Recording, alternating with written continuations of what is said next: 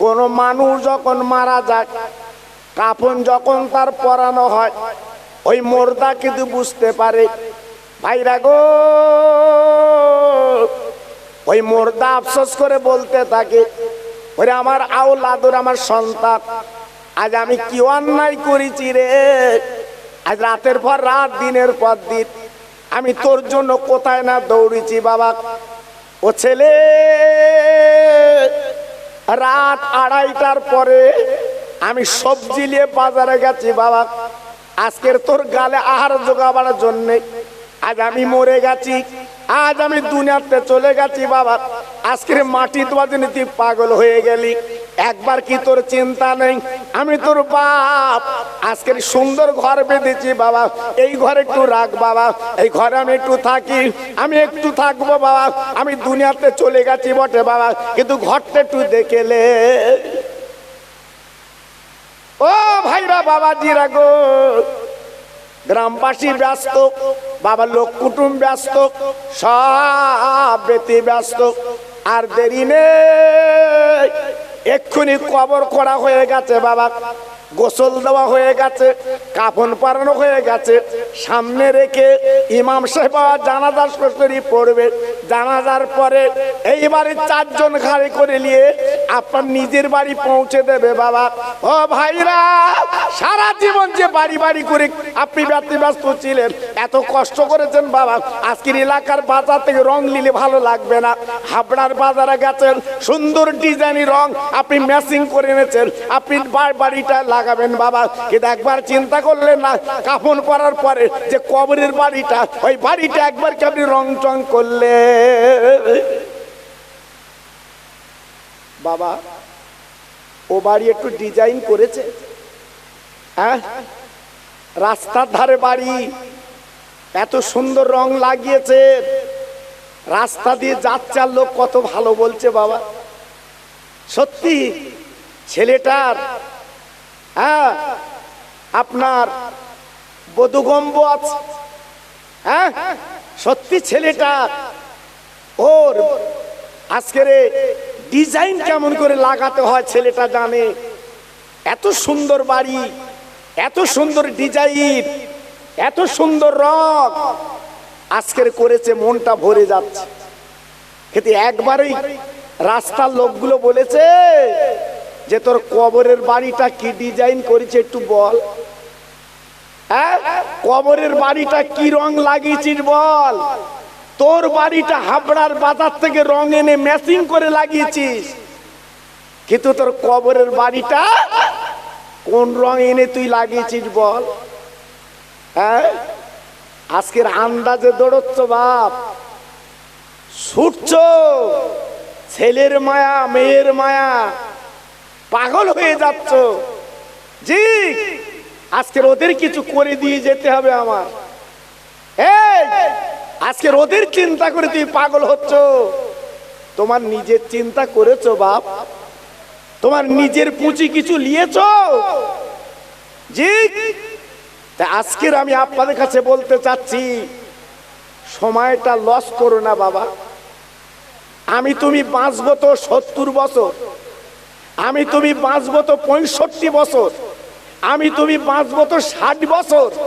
যেহেতু আমার নবী বেঁচে ছিলেন 63টা বছর, আমাদের হায়াত কিন্তু গড় 65। জি, এর ভিতরে আমি তুমি কি কামাই করবে একটু করে নাও। জি, কবরে যখন ফেরেশতারা সওয়াল করবে, যে ছেলের গালে চুমো দিসলে ডিজাইনের বাড়ি করেছো, ওই ছেলের পাবে তো কবরে বাপ? জি, আল্লাহু আকবার, পাবে না, পাবে না। তাই আজকের আমি অনয় বিনয় করে বলে দিয়ে যাচ্ছি, জীবনটা লস করো না বাবা, একটু ভাবো, একটু চিন্তা করো, বালিশে মাথা দিয়ে 2 ফোঁটা চোখের পানি ফেলো, নিজের চিন্তা করে লাভ হবে। আমি একটু তাকবীর দেব, মাশাআল্লাহ, টুকটুক করে ভাইরা আসতেছে, ওরা বুঝতে পারতেছে। আর এত সন্ধ্যার পরে, জি, লোকজন খুব কমই হয়, কিন্তু মাশাআল্লাহ খুব ভালো হয়েছে। আরো যেসব ভাই দাঁড়িয়ে আছে আমি বললি তাই বসবে, আবার বললে আবার অনেকে চলে যাবেন, অত বলতোস কেন? জি, ওর বেলা ঠিক আছে। আর পঞ্চায়েত 5,000 টাকা করে দেবে, সে 2.5টাতে লাইন দিয়েছে, আমার আগে দাও, আমার আগে দাও। আর খোদার জান্নাতের বাগান, এখানে বসতে মন চায় না, আমার ডাকতে হচ্ছে আয় আয়। কবে জ্ঞান ফিরবে বাবা তোমার? কবে বিবেক বুদ্ধি আসবে? এ দুনিয়াটা মিথ্যে না? হ্যাঁ, আল্লাহু আকবার। রাতের বেলা ঘুমিয়ে তুমি 3 তলা 4 তলা বাড়ির স্বপ্ন দেখছো, সকালবেলা উঠে 4 তলা বাড়ি তোমার আছে। রাতের বেলা তো স্বপ্ন দেখেছো সল্লেগে বাড়ি কিনেছি, সকালবেলা উঠে সল্লেগের বাড়ি পেয়েছো বাপ। হ্যাঁ, এজন্য বলছি এ দুনিয়ার কোনো দাম নেই। আন্দাজে ঘুরছি বাবা, একটু জোরে তকবীর দান তো সবাই মিলে, নারায়ে তকবীর। সত্যি আওয়াজ খুব ভালো হয়েছে, একটু দেখেন যদি জোর করা যায়। আমি বলবো না যে বেশি জোর দাও, জি, কারণ এটা আল্লাহর নাম তো বাবা। জি, আজকের আমরা নেতার নামে তো জিন্দাবাদ দেই, জি, উফ ঘাম বেরোচ্ছে তো বলতে জিন্দাবাদ জিন্দাবাদ। আর আমার আল্লাহর নাম নিলে আল্লাহ তোমার জান্নাতে শান্তি দেবে, সে আল্লাহর নাম নিতে মন চাচ্ছে না। নারায়ে তাকবীর, হ্যাঁ, নারায়ে তাকবীর, নারায়ে তাকবীর। মাশাআল্লাহ। ভাই কষ্ট হয়নি তো ভাই আমার সোনা? দেখো, খুব কষ্ট করো না ভাই, তোমার গলা ভেঙে যাবে, কষ্ট হবে। জি, বুঝবা পরে। আমি অনেক জায়গা বলেছি, আজ আমার ভাইরাল আছে বাবা। আপনাদের নাপিত 7 বেরিয়ে মরে গেলে বাঁশ দেয় না, কাঠ দেয় বাপ? বাঁশ দেয় না? এই কত বলেন না কেন? বাঁশ দেয় না? সব জায়গায় বাঁশ দেয়, তবে একটা জায়গায় বাঁশ দেয় না। কোথায় বলো দিন? সোনার মদিনায়। আমি নিজে চোখে দেখে এসেছি। আল্লাহর কাবা মক্কা শরীফ, ওখানে কিন্তু বাঁশের চলন নেই বাবা। কবর খোঁড়া আছে, মরে গেলে কাবায় জানাজা, এইবার আপনার কবরে শুয়ে দিচ্ছে আর ঢাকনি দিচ্ছে বাবা। যদি বলো কেন, ওখানে তো আপনার আযাব মাপ, আমার নবীর দেশ। আর এখানে বাঁশ দেয় কেন? হ্যাঁ, আমি তুমি যে কত বাঁশ লোকে দিছি, ওই জন্য বাঁশগুলো দিচ্ছে, ওই বাঁশ যেন তোরে দেয়। আমার কথা বুঝতে পেরেছো বাপ? খুব সাবধান। নারায়ে তাকবীর। সিলসিলায়ে হক ফুরফুরা শরীফ, সিলসিলায়ে হক ফুরফুরা শরীফ, নাপিত 7 বিড়ি গ্রামে মহান ইসালে সওয়াব। জোরে চিল্লে বলেন নারায়ে তাকবীর। ওই আওয়াজ একটু কলেমা পড়ে, লা ইলাহা ইল্লাল্লাহ, লা ইলাহা। সবাই বলেন, এ কলেমা সবার লাগবে। কলেমা লা ইলাহা ইল্লাল্লাহ, লা ইলাহা।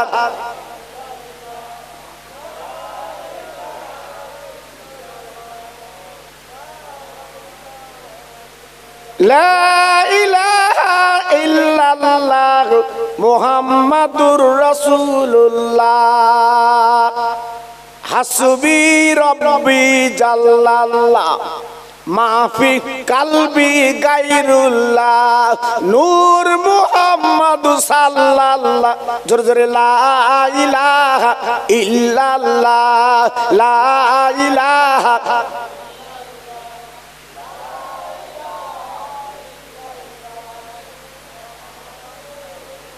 প্রাণ খুলে বলেন আল্লাহুম্মা সাল্লি আলা।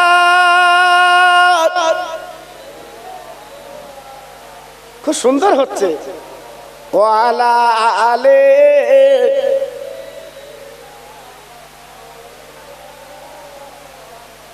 মসজিদের ওই পাশে আমার কবর দিও ভাই, মুয়াজ্জিনের আযান যেন যেন কানে শুনতে পাই। মুসল্লিরা হেঁটে যাবে আমার পাশ দিয়া, তার পায়ের ধ্বনি শুনবো আমি কবরে শুইয়া। জোরে জোরে আল্লাহুম্মা।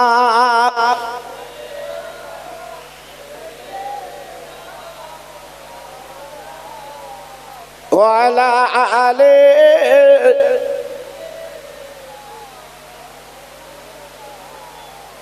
ও ভাইরা, বাবাজিরা, মা বোনেরা, বেটিরা গো, দিল্লির জুমা মসজিদ যখন তৈরি হলো বাবা, 10 বছর ধরে 10,000 মিস্ত্রি আপনার দিল্লির সম্রাট বাদশাহ শাহজাহান তিনি জুম্মা মসজিদ বানালেন। বিরাট মসজিদ বাবা, যারা দিল্লি গেছেন চোখে দেখেছেন। এ তো আন্দাজে বলার কাজ না, এটা আন্দাজে বলার কাজ না। যারা চোখে দেখেছে ওই মসজিদের ধাপগুলো কেমন বাবা, মসজিদটা কেমন বাবা, এত সুন্দর ডিজাইন। 10 বছর ধরে আপনার 10,000 মিস্ত্রি আপনার ওই মসজিদটা নির্মাণ করলেন, ওই মসজিদটা তৈরি করলেন বাবা। তৈরি করার পরে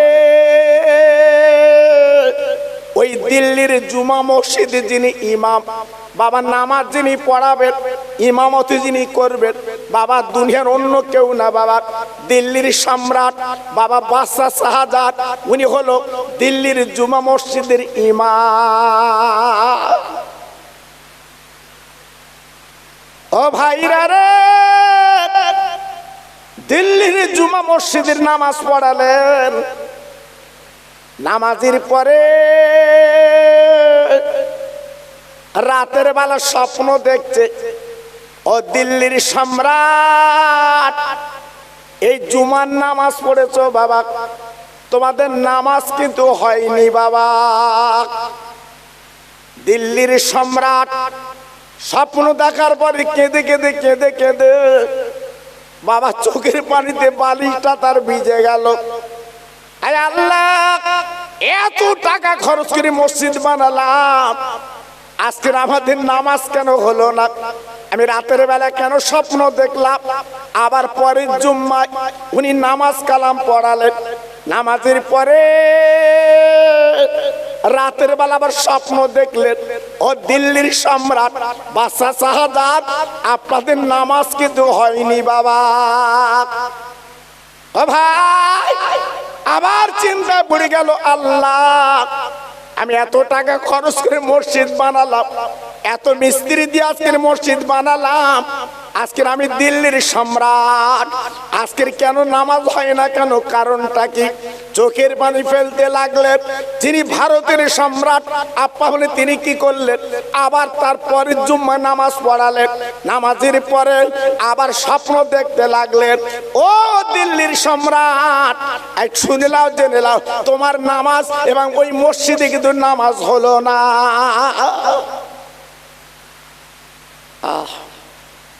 ভাবুক মানুষ, দিল্লির সম্রাট, উনি অঘরে চিন্তা করছেন, মালিক, আজকের আমি এত কিছু করলাম, এত সুন্দর ডিজাইন, এত সুন্দর কারিগরি করলাম, আজকের নামাজ হবে না।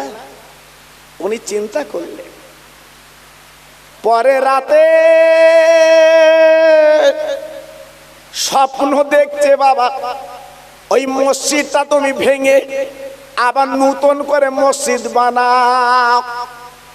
ও ভাই, কারণটা কি? ব্যাপারটা এত সুন্দর মসজিদ ভাই, এত লোক খরচ করে আজকের কাজ করে মসজিদ বানিয়েছে, কিন্তু বাবা মসজিদটা নামাজ হয় না।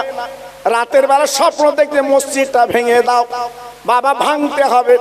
উনি চিন্তা করছে, আল্লাহ, আমি দিল্লির সম্রাট, আজকে এত কষ্ট করে মসজিদ বানালাম, আমি মসজিদও ভাঙতে পারবো না, আমি কি করে ভাঙবো, আমি কি করে ভাঙবো? উনি কাঁদতে লাগলেন।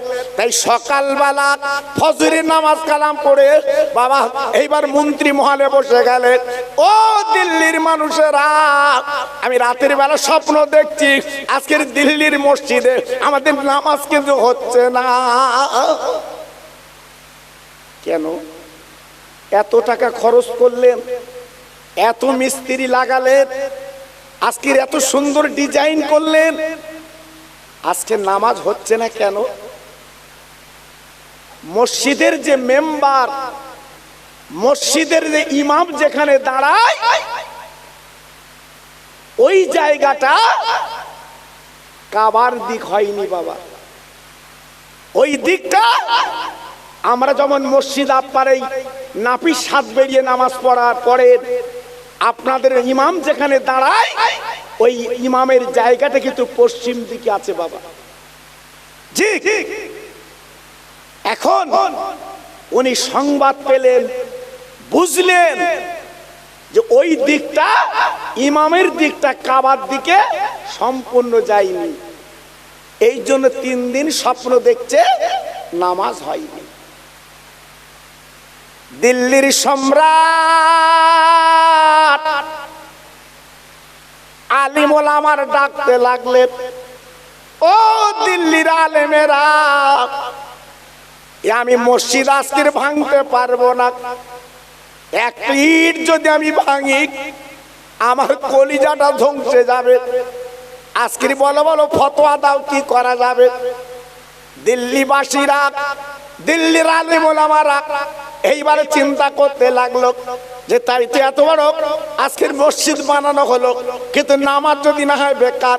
তাই সবাই বসে বলতে লাগলো, ও দিল্লির সম্রাট, এই দিল্লির জমিনে একজন মহান মানুষ আছে, তিনি হতে বলতে পারে, তিনি অন্য কেউ না, তিনি হলেন নিজামউদ্দিন আউলিয়া। একটু জোরে বললেন না? আর একটু চিল্লে বললেন না? নিজামউদ্দিন কি বললাম? আউলিয়া।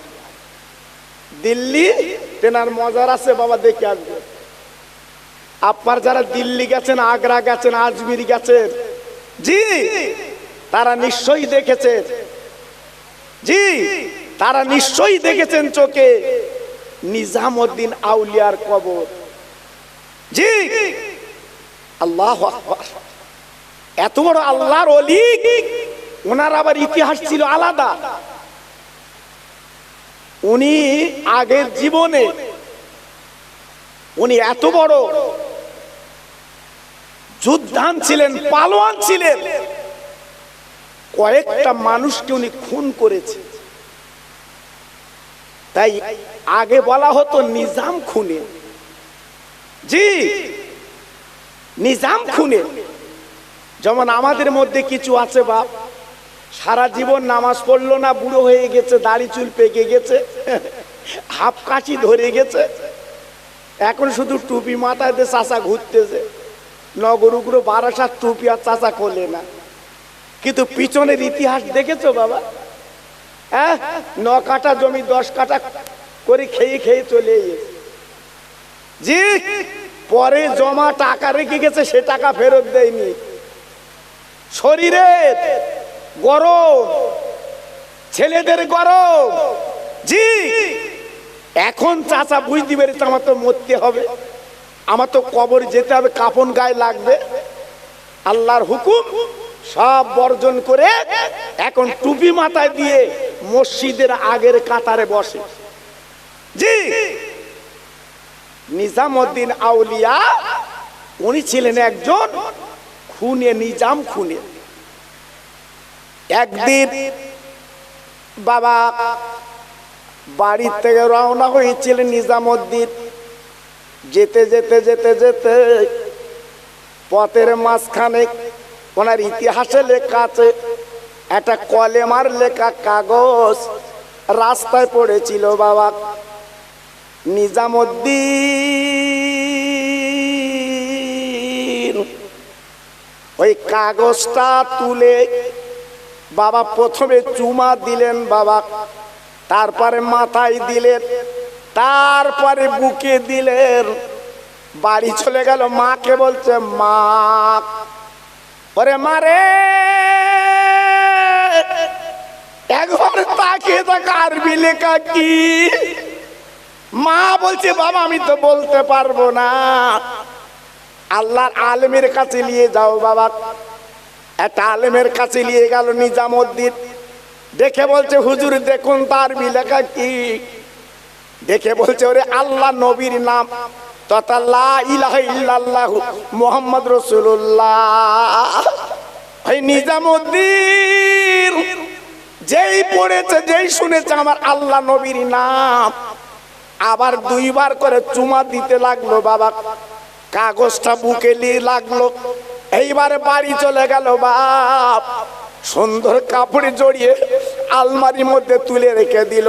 আমার আল্লাহ নবীর নাম বাইরে থাকবে না, আমার আলমারির মধ্যে থাকবে বাবা। ও ভাইরা, রাতের বেলা শুয়ে ওই নিজামুদ্দিন স্বপ্ন দেখছো, নিজাম তুই কলেমার ভালোবেসেছিস, আল্লাহ নবীর প্রেম করেছিস, কলেমার লেখা কাগজে তুই যে চুমু দিয়েছিস বাপ, তুই যে কাগজটা বুকে নিয়েছিস বাপ, আর জীবনে অন্যায় করবি না, খুন করবি না। আল্লাহ তোর কথাটা, আল্লাহ তোর কাজটা কবুল করে নিয়েছে। আজ থেকে তুই হবে নিজামুদ্দিন আউলিয়া। নারায় দেখবে কি বুঝলেন? ছোট একটা কাজে কলেমায় চুমো দেবার দরুন, কলেমাটা বুকে নেবার দরুন আল্লাহ পাক পছন্দ করে নিয়েছে, তাই তাকে নিজামুদ্দিন আউলিয়া বানিয়ে দিয়েছে। একটু চিল্লে জোরে বলা গেল না?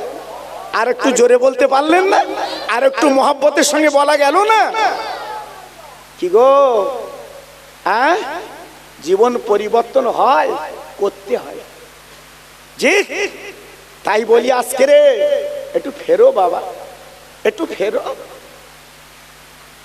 দিল্লির সম্রাট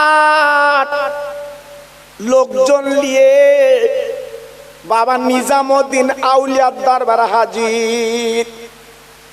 ও নিজামুদ্দিন, আপনি হলেন দিল্লির নিজামুদ্দিন আউলিয়া, আমি দিল্লির সম্রাট আপনার কাছে হাজির। ও ভাইরা, দিল্লির সম্রাট যখন গেছে, বাদশা শাহজাহান ডেকে বলছে, বাদশা শাহজাহান ডেকে বলছে, হুজুর আমি একটা কথা বলতে এসেছি। ও ভাইরা রে, ও বাবাজিরা, ও মায়েরা, বোনেরা, বেটিরা, আজকে আমি আপনাদের কাছে বলতে চাচ্ছি বাবা। হঠাৎ নিজামুদ্দিন আউলিয়া চিন্তা করেন, আজকে দিল্লির সম্রাট আমার কাছে হাজির কেন? এত বড় সম্রাট, এত বড় জ্ঞানী গুণী মানুষ আমার কাছে কেন হাজির, ব্যাপারটা কি? তাই জিজ্ঞাসা করে, দিল্লির সম্রাট কেন আমার কাছে এলেন, বলুন বলুন, কি ব্যাপার দরকার বলুন। তাই দিল্লির সম্রাট ডেকে বলছে, ও নিজামুদ্দিন আউলিয়া হুজুর, আমি বড় বিপদে পড়েছি, একমাত্র বিপদের ফয়সালা আপনি ছাড়া কেউ করতে পারবে না। নিজামুদ্দিন আউলিয়া ডেকে বলছে, বাবা সম্রাট, কি অন্যায়, কি ব্যাপার একটু বলো বাবা, কি কাজটা একটু বলো। বলে, হুজুর আমি দিল্লির জুমা মসজিদ বানিয়েছি, আপনি জানেন 10,000 মিস্ত্রি দিয়ে 10 বছর আমার ওই জুম্মা মসজিদ তৈরি করতে লেগেছে। আমি এত সুন্দর ডিজাইন বানিয়েছি, এত সুন্দর ডিজাইন আমি করেছি, সারা পৃথিবীর মানুষ যেন দেখতে পারে। ও নিজামুদ্দিন আউলিয়া, আমি 3 জুম্মা নামাজ পড়েছি, কিন্তু 3 জুম্মায় স্বপ্ন দেখেছি আমার মসজিদের ওই জুম্মার নামাজ হয়নি। আমি তো অবাক হয়ে গেলাম, আল্লাহ কেন জুম্মার নামাজ হলো না? আমি নিজে ইমামতি করেছি, নামাজ পড়িয়েছি, কিন্তু নামাজটা কেন হলো না? উনি চিন্তা করতে লাগলেন। ও ভাইরা রে, নিজামুদ্দিন আউলিয়া আল্লাহর ওলি বুঝতে পেরেছি ওরে দিল্লির সম্রাট বাবা তুমি চিন্তা করো না যাও যাও জঙ্গলের মধ্যে চলে যাও আজকের একজন আল্লাহর ওলি আছে বাবা 40 বছর ইবাদত বন্দেগে মুক্ত 40 বছর কিছু পানহার করে না তার কাছে গেলে তোমার ফয়সালাটা করে দিতে পারে বাবা তুমি জঙ্গলে যাও বাবা দেখো না উনি নামটাও বলে দিলেন যাও বাবা যাও দেখো না তিনি কি করে তবে যে দেখবে উনি মাথাটা সেজদায় ফেলে আল্লাহর ধ্যানে মশগুল আছে আল্লাহর মহব্বতে মশগুল আছে জি তুমি গিয়ে সালাম করবে বাবা খবরদার প্রথমে যেন ডাকবে না আগে সালাম করবে সালামের পরে উত্তর দেবে তারপর তোমার কথাগুলো বলবে ভাইরা রে দিল্লির সম্রাট বাদশা শাহজাহান লোকজন নিয়ে বাপ এইবারে চলে গেছে আপনার জঙ্গলের মধ্যে ও ভাইরা রে ও তরুণ যুবক বন্ধুরা আমার মা বোনেরা বেটিরা সোনার চাঁদেরা একটু ভাবুন আজকের আমরা দুনিয়া করে পাগল হচ্ছি বাবা সংসার সঙ্গের পাগল হচ্ছি বাবা আজকের বিবি বাল বাচ্চার জন্য পাগল গো আজকের খাবার জন্য পাগল বাবা না আজকের খাবার জন্য পাগল হলে হবে না বাবা নিজের জীবনটা তৈরি করতে হবে বাবা নিজের জীবনটা করতে হবে বাবা আজকের 40 বছর জঙ্গলে ইবাদত বন্দি করে বাবা পানি পর্যন্ত খাইনি রে এমন আল্লাহর বন্ধু এমন আল্লাহর ওলি তেনার কাছে যাও তিনি ফয়সালা করে দেবে তোমার মসজিদ থাকবে না ভাঙবে তিনি বলে দেবে ভাইরা বাবাজিরা গো এইবার দিল্লির সম্রাট জঙ্গলে চলে গেল যে দেখে আল্লাহর মাহবুব আল্লাহর বন্ধু গো ওই জঙ্গলের মধ্যে ইল্লাল্লাহ জিকির করছে মাথা সিজদায় ফেলে কাঁদছে বাবা আল্লাহর ধ্যানে আল্লাহর জ্ঞানে মশগুল কাঁদছে চোখের পানিগুলো ফেলছে বাবা নিজামুদ্দিন আউলিয়ার কথা মতো ইনি সালাম দিয়েছে সালামের পরে এইবারে জবাব দিয়েছে জবাব দেবার পরে এইবারে ডেকে বলছে বাবা তুমি কে বলে আমি দিল্লির সম্রাট বাদশা শাহজাহান আপনার কাছে হাজির ভাই ওই আল্লাহর আবিদ আল্লাহর জাহিদ ওলি মানুষ বললেন দিল্লির সম্রাট এই জঙ্গলে তুমি আমার কাছে এলে কি ব্যাপার বলে হুজুর আমি দিল্লির জমিনে একটা মসজিদ বানিয়েছি যে মসজিদের নাম হচ্ছে জুম্মা মসজিদ সারা পৃথিবী দেখবে যে মসজিদ আজকে আমার কিন্তু বড় বিপদ এসেছে আমি দিল্লির সম্রাট আমি বলি না 3 দিন জুম্মার নামাজ পড়েছি বটে কিন্তু আজকের জুম্মার নামাজ হয়নি আমি রাতে স্বপ্ন দেখেছি ওগো আল্লাহর ওলি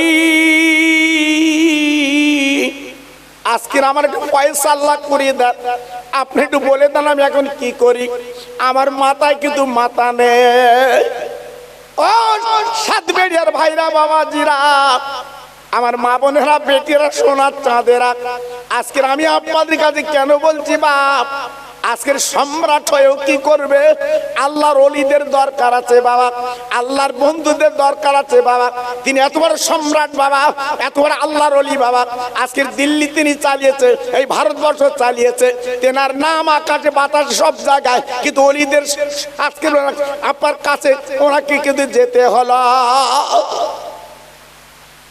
আল্লাহর ওলি ডেকে বলছে বাবা তুমি আমাকে একটু দিল্লিতে নিয়ে চলো আমি যাব যাবার পরে আমি দেখে তারপরে ফয়সালা করব। ও ভাই, জঙ্গলের আল্লাহর ওলি যখন চলে এলেন, আসার পরে উনি ঘুরি ঘুরি দেখলেন বাবা। দেখার পরে উনি চিৎকার করে বললেন, দিল্লির সম্রাট, একটু আমার কথা শুনতে হবে। কি ব্যাপার, কি ব্যাপার? বলে, আমি যেখানে ইমাম যেখানে দাঁড়িয়ে নামাজ পড়ায়, আমি ওইখানে একটুখানি শুয়ে গড়াগড়ি দিতে চাই। এই অনুমতি আমাকে দিতে হবে। ইমামের জায়গায় আমি একটু শুয়ে পড়বো বাবা, আমাকে একটু অনুমতি দিতে হবে। বলছে, ঠিক আছে, আপনি শুয়ে পড়ুন, যাতে ফয়সালাটা পাই। কেন এত টাকা খরচ করে আমি আজকের মসজিদ বানালাম, আজকের আপনি যদি একটু শোন, আমার কোনো আপত্তি নেই। আল্লাহর ওলি শুয়ে চোখ দুটো বন্ধ করে উঠে পড়লেন। বলে, বাবা, এই জুম্মা মসজিদের পাশে আমার কিন্তু কবরটা দিতে হবে বাবা, তাহলে আমি ফয়সালা করে দেব। ও ভাইরা রে, আল্লাহর ওলি ডেকে বলেন, আমি ইন্তেকাল করলে এই দিল্লির জুম্মা মসজিদের পাশে আমার কবর দিতে হবে। যদি দাও তাহলে আমি কিন্তু ফয়সালা করে দেব। কি ব্যাপার, কি ব্যাপার? বলে, সত্যি আজকের যে আপনি মসজিদ বানিয়েছেন, এ কিন্তু পশ্চিম দিকে ইমামের জায়গাটা না। আল্লাহর ওলির কথা মতো দিল্লির সম্রাট মেনে নিলেন। তারপর আল্লাহর ওলি ওই জঙ্গলের পীর বাবলি বাবা, উনি কি করলেন, সঙ্গে সঙ্গে দেরি না করে বাবা চতুর্দিকে মসজিদটা উনি ঘুরলেন। ঘোরার পরে ইমামের জায়গাটা আল্লাহর ওলি কি করলেন, হাত দিয়ে বাবা আপনার সোজা করে দিয়ে দেয়। ওলিদের ব্যাপারটা আলাদা বাবা, আল্লাহর বন্ধুদের ব্যাপারটা আলাদা। আমার তোমার জ্ঞানে আসবে না, যেহেতু আল্লাহর বন্ধু হচ্ছে ব্যাপারটা সম্পূর্ণ আলাদা। ওরা হচ্ছে আল্লাহর বন্ধু। জি, সঙ্গে সঙ্গে সোজা করে দিলেন হাত দিয়ে। এইবারে পরের জুম্মায় নামাজ পড়ে সংবাদ পেল, দিল্লির সম্রাট, তোমার মসজিদ ঠিক হয়ে গেছে, তোমার নামাজ আল্লাহর দরবারে কবুল হচ্ছে। একটু জোরে বললেন না? আর একটু চিল্লে বললেন না? দিল্লির জুমা মসজিদের পাশে যে দেখবেন একটা কবর আছে বাবা, ওই জঙ্গলের আল্লাহর ওলির কবর ওখানে বাবা।